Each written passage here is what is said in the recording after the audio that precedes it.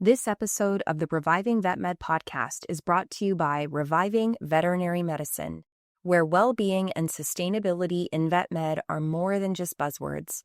If you're a veterinarian, technician, manager, or owner feeling stuck, burned out, or simply craving more alignment in your career and life, coaching with Reviving Veterinary Medicine can help. Our coaching isn't one size fits all. Whether you're navigating a career transition, managing ADHD, working through burnout, or just trying to find your spark again, we've got experienced, compassionate coaches ready to support you. Through personalized, evidence-based sessions, we'll help you reflect on your values, build practical skills, and set goals that actually feel good to pursue. You don't need to do this alone, and you don't need to wait until you're in crisis to get support. To learn more or book a complimentary intro call, visit revivingvetmed.com/coaching. Let's build a veterinary career that works for you.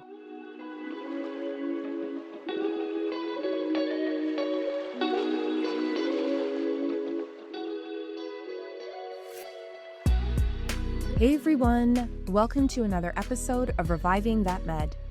In this episode, we're diving into a topic that often lives under the surface of veterinary work: grief, what it looks like, how it affects us, and why it matters. And today, I'm joined by one of our incredible Reviving Vet Med coaches, Kira Valentine. Kira is a licensed clinical social worker and certified veterinary technician with over 2 decades of experience in emergency and critical care, including more than 13 years in leadership. She brings a rare and powerful blend of clinical expertise, mental health training, and nonprofit leadership to her coaching work.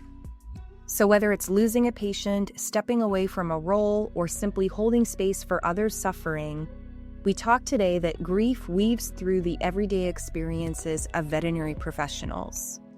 In our conversation, we explore the many forms grief can take in vet med, how it often goes unrecognized, and how unprocessed grief can fuel burnout and compassion fatigue. Kira also shares how her personal and professional journey shaped her passion for supporting veterinary teams through emotional healing. With that said, I'm excited to share this powerful and deeply compassionate conversation with you, so let's go ahead and get into the episode.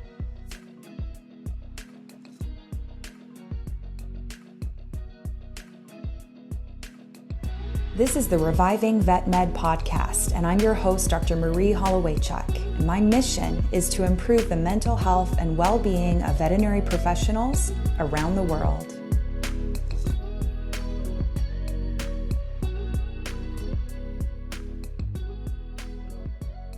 Hi, Kira. I'm so glad to have you on the podcast. I'm so excited to be here. Thank you for having me. Of course. You have had such a unique journey. You and I go way back. We used to work together at NC State when I was a baby resident and you were a technician. And from there, you've moved into licensed clinical social work. You're a leadership coach as well. What led you into this alternative path where you've had the opportunity to focus on grief, trauma, and emotional well-being in vet medicine? Yeah, it has been a little bit of a winding road. And really, even before you and I met, I thought I wanted to be a veterinary neurologist. So I am not adverse to changing my ideas, that is for sure. But it mostly comes out of need. I think there's no one road that has led me here. I think way back when you and I were working together, I started to kind of see that there wasn't as much joy in veterinary medicine. And it made me start to wonder why that was and what is happening. And research on compassion fatigue had started to come out, and I was very interested in that sort of thing. So I got into leadership because I thought maybe a more compassionate, more understanding, more relational leadership style might help. And it certainly did. It did for sure. But there were also areas that I was like, ooh, I'm not sure I know enough to not do any damage and not be as helpful as I possibly can. So it kind of moved me more towards learning more about people and loving the people who do this work as much as I love the patients. And also noticing that there were areas of our profession that made us uncomfortable. And it made me wonder what we could do about that and how we could make that better. Grief is certainly an area that makes people uncomfortable on a regular basis, but it's such a big part of what we do. Those last loving moments of a client. So us making sure that it's as smooth and as positive as experience as we can make it really makes a difference in not only the client's experience, but our experience and this being meaningful work for us. Oh my gosh, you brought up so many great things. I had no idea you wanted to be a neurologist. That is amazing. And so we won. Yeah. You know what? I love the notion of I see an issue and I want to jump in and see if I can fix it or do better or be better. I think that's incredible.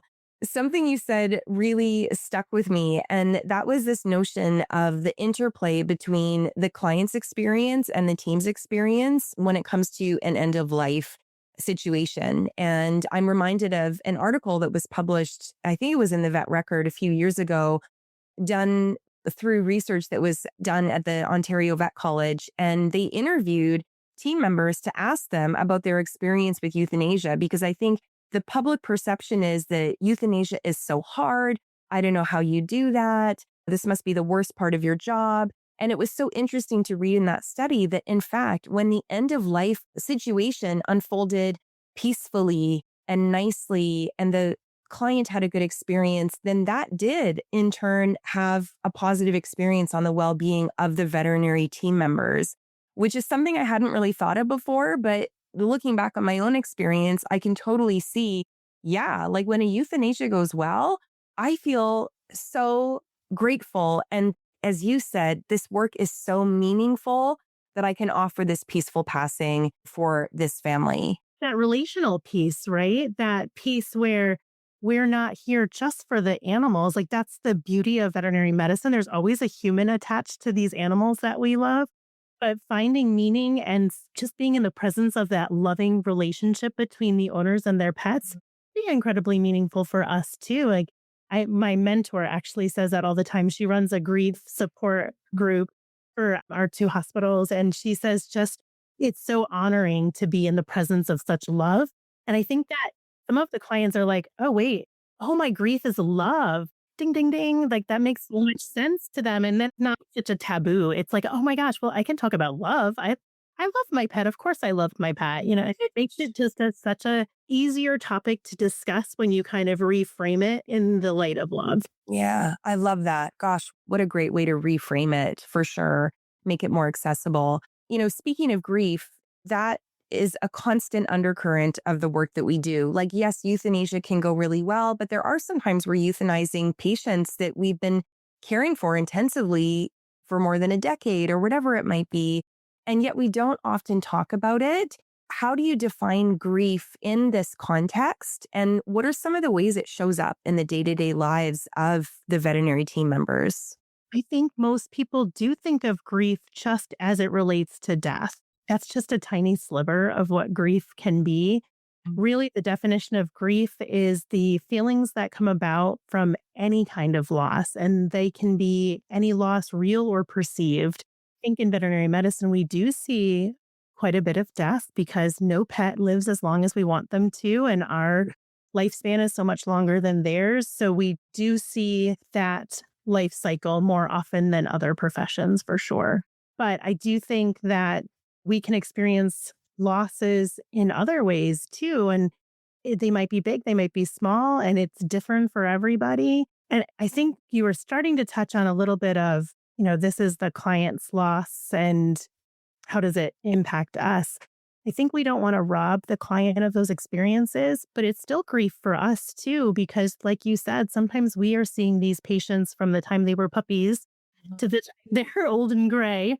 So it's a loss for us too. I think we are very mindful of not encroaching on their experience, but we do also have to give ourselves some grace too, that the grief belongs with us too. And it might be, did I do enough for this pet? Or did I give the best advice? All those kinds of things that go into us feeling certain about what we're doing. Mm-hmm. Yeah, it's so interesting. Yes, death is such a big part of what we do in practice, and yet grief can show up in so many different ways, in ways that I never really acknowledged before. You wrote a blog post for Reviving Veterinary Medicine called Beyond Grief, Understanding Death in All Its Forms. And in that post, you brought to light so many different circumstances where people can experience grief. I'd love for you to talk about some of those experiences. Yeah. Well, and that really came about from a personal experience. And I won't go into a lot of detail, but I had a job that I absolutely loved. And through a corporate restructuring, I found myself without a seat at the table.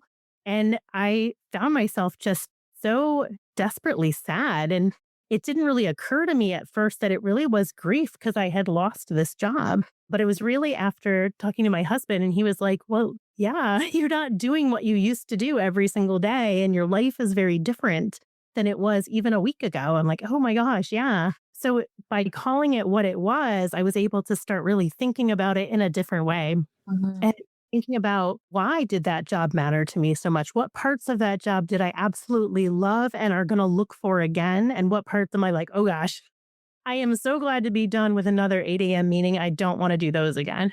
Those sorts of things really gave me a compass and kind of set me in a direction of, well, I really loved taking care of staff and their needs and their emotional well-being, but do I know enough? So that's when I decided to go back to school and learn more about social work and learn more about how to help and support people.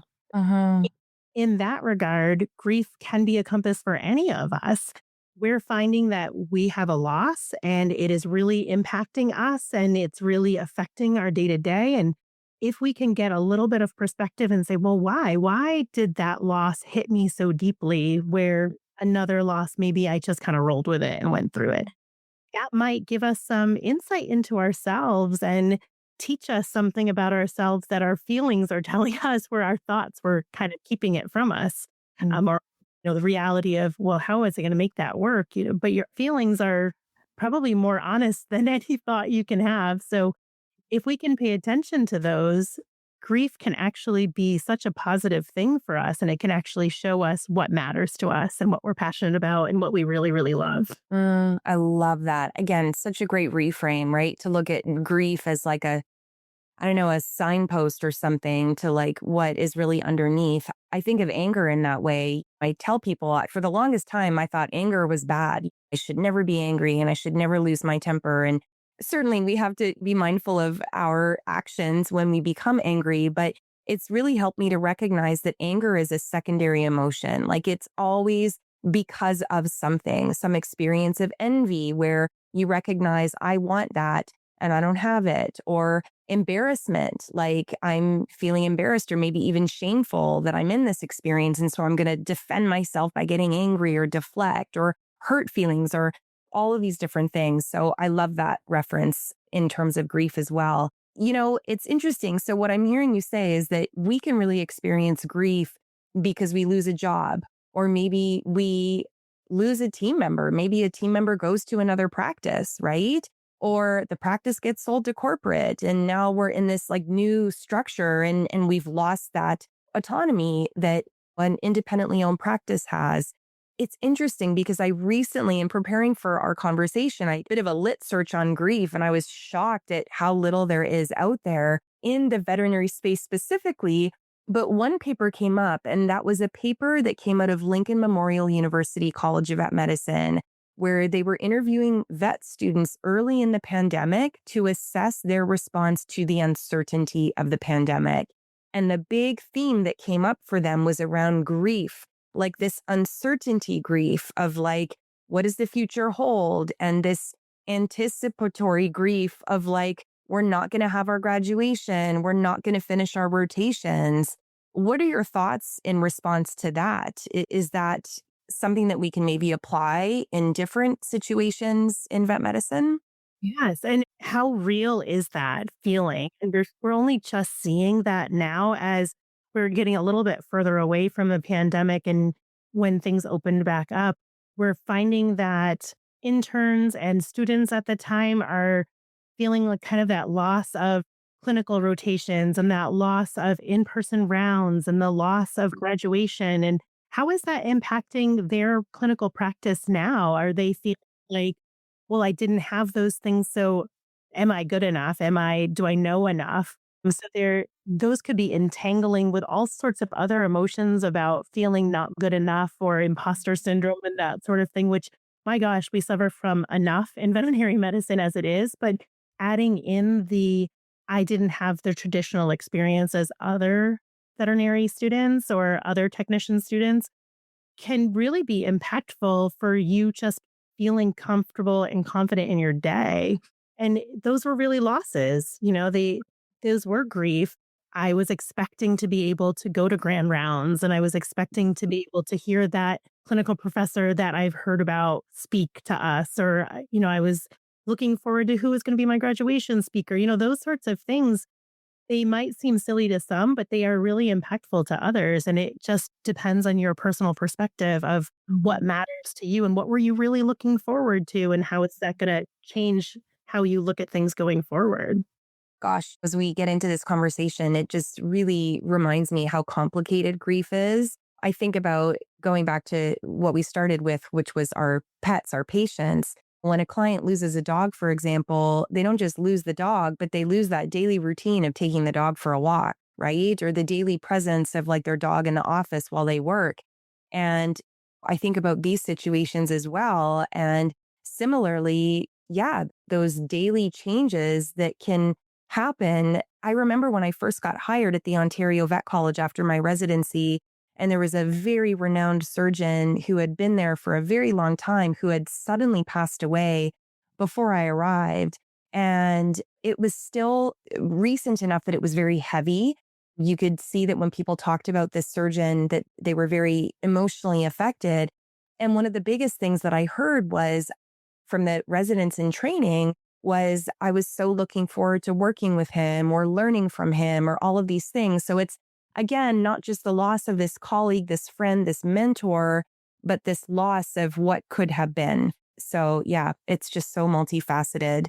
It's not only multifaceted, but it can be compounding. So if you had that mentor that just reminds you of your grandfather who you lost to, like now you're feeling that loss and your grandfather's loss.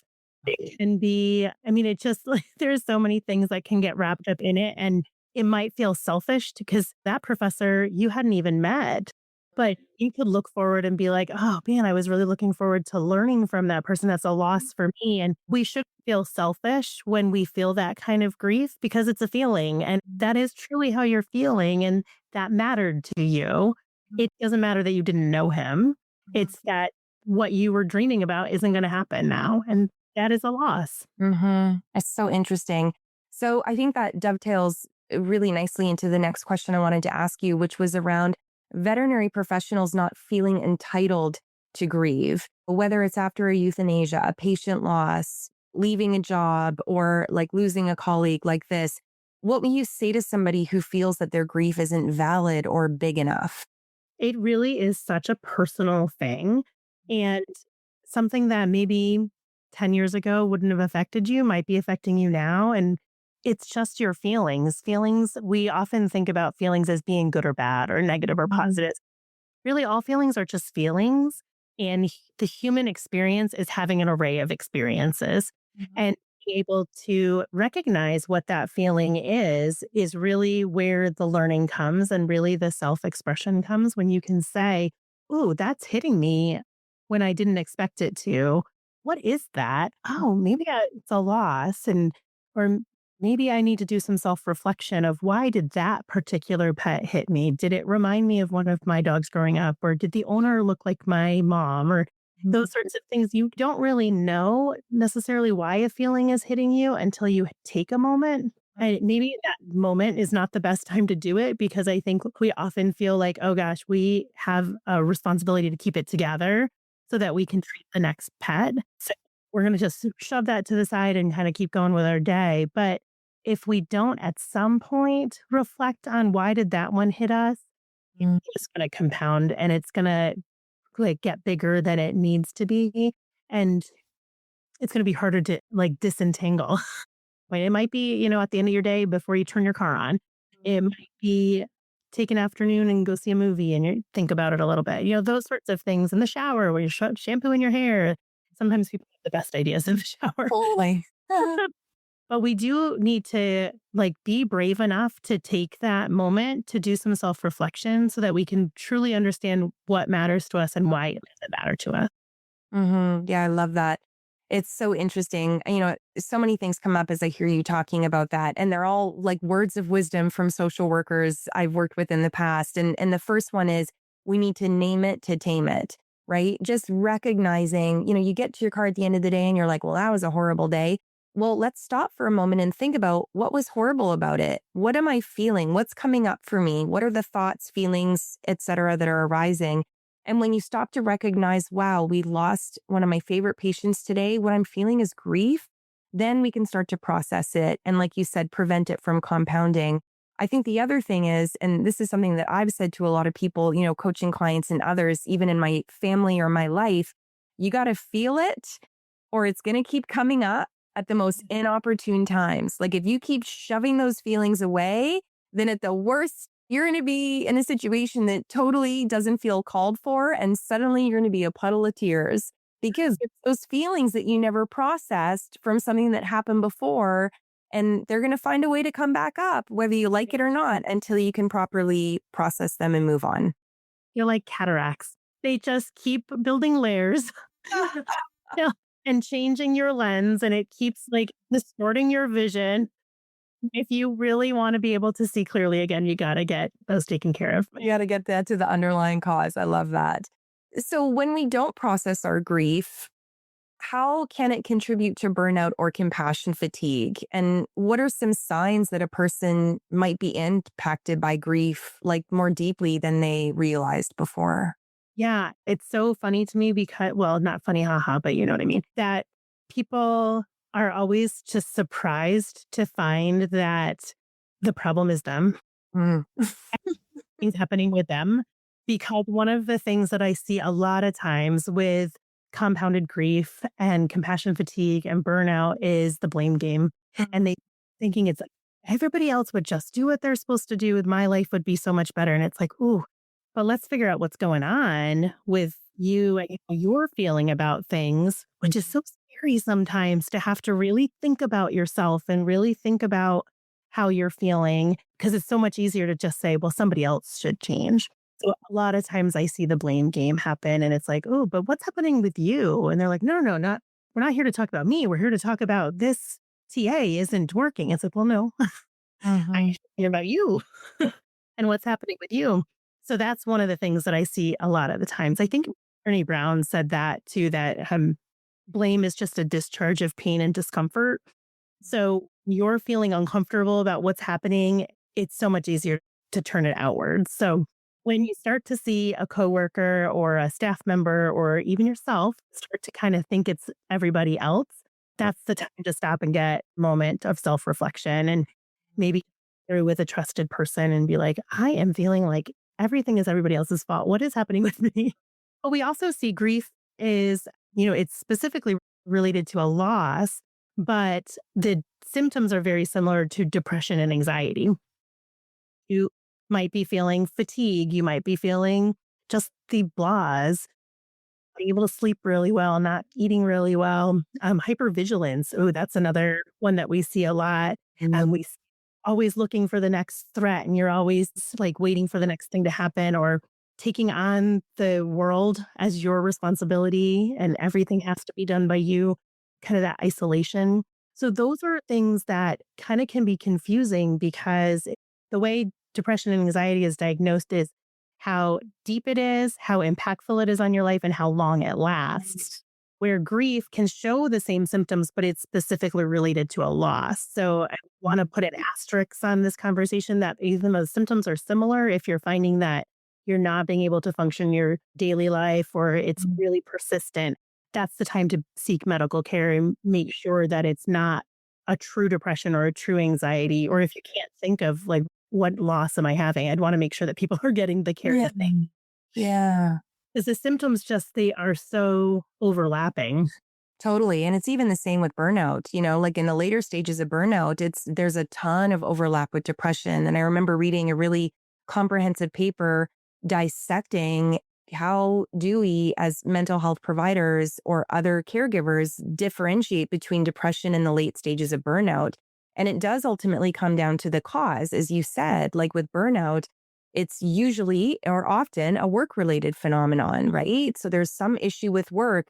And in this case, for the individual, if there's some unprocessed grief at work and that's just compounding, then that could be leading to burnout. And concurrently, they could also be having signs of or symptoms of depression as well. So I agree. I think always default to connecting with a mental health professional if you have any questions about what you might be experiencing. You work a lot with veterinary leaders. You've been a leader in veterinary practice for some time now. What emotional burdens do you feel like practice managers or supervisors often carry? And in what ways might they suppress or ignore their own grief or exhaustion? So I'm not sure if this is in other fields because I have only ever worked in veterinary medicine, except for those little jobs here and there. But I feel like in veterinary medicine, we tend to promote people who are the best at their jobs. Mhm. Uh, so we promote the best veterinarian to the chief medical officer. Or we promote the best technician to the supervisor or the practice manager. And we don't give them a lot of education for it or training for it or support for it. So I think a lot of times people end up in a leadership role and they feel like they have to be, the cartoons where people are spinning plates. They probably could do that in Beadville, right? And they just feel like they have to keep a dozen plates spinning in the air at all times. And no one's ever told them how to spin a plate. So they're just kind of like winging it. So I think the idea of I have to put one more plate up there to take care of myself. What are you asking? That's asking too much. But it's not, because if we don't put that plate in the air first, all the other plates are going to come down at some point. Just like we were talking about before, that those compounded feelings are going to come out at some point or another. And I think that it really does a number on our veterinary leaders when they think that that's a fault to be a human. It's not a fault to say, I don't actually know what I'm doing. I need some help. It's so important for veterinary leaders to have some educational background or be exposed to some training or have a mentor. There's times that veterinary leaders are legally not allowed to share information. And if you're at a practice that you're the only leader, there's legally no one you can talk to. So, Mhm. so building a community, because if we don't kind of give each other that support, it really is kind of an impossible hill to climb. Because I do think that veterinary leaders, they think that they just have to take it all on themselves. They've seen good leaders and they've seen bad leaders, and they don't want to be one of the bad leaders. So they're just going to keep working harder and harder. The community is really important when you get to a leadership position. Yeah, such great words of advice. And I think going back to the point about grief, I imagine too, as a leader, you're carrying so much. As we know, there's so much turnover in vet medicine. There's a lot of attrition, a lot of technicians and nurses, especially even client care representatives, veterinarians, et cetera, are leaving jobs. And there must be some loss in that for the manager or supervisor or practice owner that just feels like it's compounded sort of by like, what did I do wrong? How did I fail them? Did I not work hard enough? And all of these expectations they're putting on themselves. So just, so much going through and compounding things as well. What is something that leaders of teams might be able to do to support their team members who might be going through one of these grief scenarios? What would be helpful for them? Yeah. So I very much believe in relational leadership. I feel like, especially in this kind of field, I kind of call veterinary medicine an intrinsic field because there aren't a whole lot of bells and whistles that we get from being in this field except from ourselves. So it like the passion for wanting to do this comes from inside us. So I feel like relationships are really how we maintain this field and how we maintain wanting to be here. So if leaders can kind of develop those relationships with their staff on the good days, then you're going to notice when you're walking by somebody and you say, how's it going? And not in the way where you're like, you use how's it going as a greeting and you just keep going, like, how's it going? And stop for a second, pause. That person who says, oh, I'm peachy keen every single day. And then one day they say, I'm okay. You're like, oh, wait, Mm. that's what you usually say to me. Just okay today. And then you can start asking some more questions about what's going on. And sometimes you could catch something before somebody even realizes it themselves. In social work, there's a kind of an acronym for these kinds of conversations called ORs, and it's asking open-ended questions. So those questions that are inspiring people to not give one-word answers. They're asking people their thoughts and feelings. Mhm. Affirmation, so validating how somebody actually is feeling about something and that like their feelings are worthwhile. Ours is reflective listening. So kind of active listening. I'm not just listening to respond, but I'm listening to gain understanding of what's happening with this person. And then the S is for summarizing.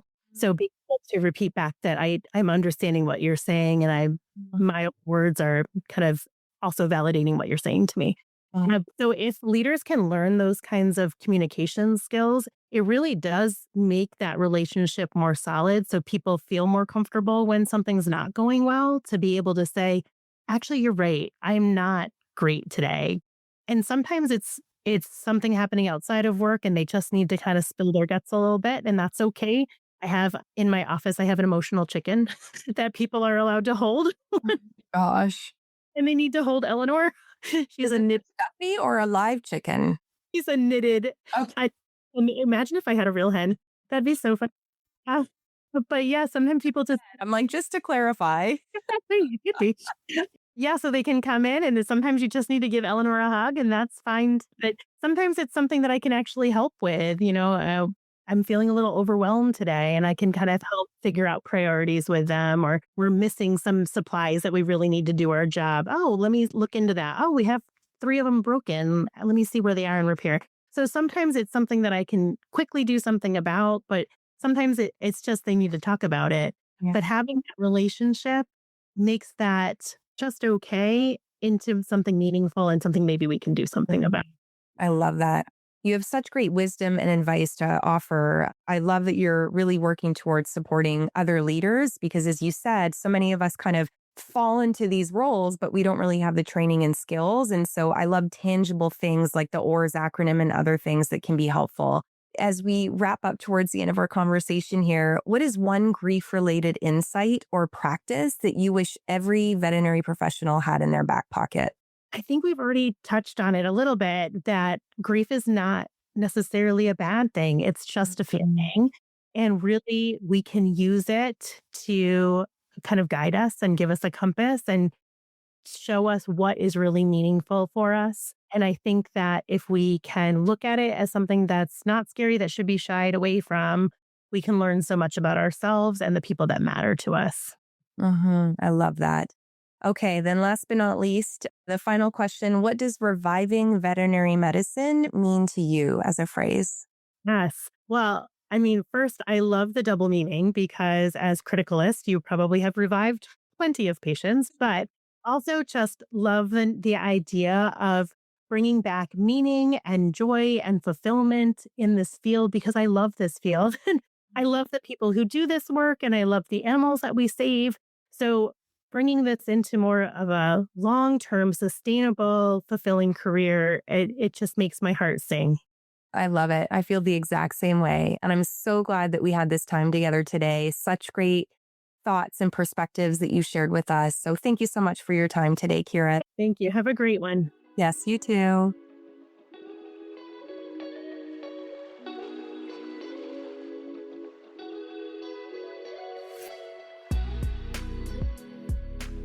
So that's it for this episode of Reviving Vet Med. I hope that you took away some tips and helpful tools for naming your grief, supporting others without losing yourself, and navigating the emotional realities of this profession with more compassion and care. If you know someone who might be quietly carrying grief, I hope you'll share this episode with them. Sometimes just hearing that we're not alone can make all the difference. Please subscribe to the podcast if you haven't already so that you don't miss future episodes. And if you're curious about any of the resources or articles we mentioned today, you'll find everything linked in the show notes. You can also follow us on social media at Reviving Vet Med for more well-being tools, tips, and support. And if you have questions, suggestions, or want to inquire about sponsorship, you can always reach to us at podcast@revivingvetmed.com. Special thanks to the team at Podcast Prime Solutions for producing this episode, and most of all, thank you for listening. Until next time, take care of yourself. Bye for now.